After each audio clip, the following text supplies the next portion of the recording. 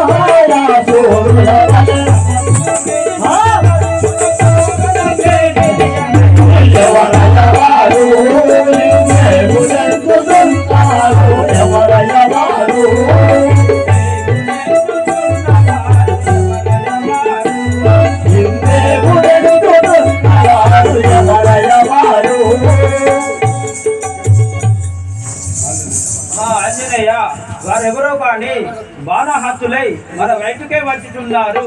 వారిని చూడగా నాకు భయమవుతున్నది.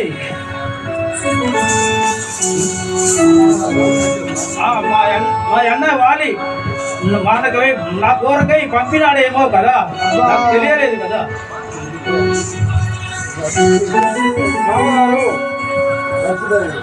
వచ్చితనే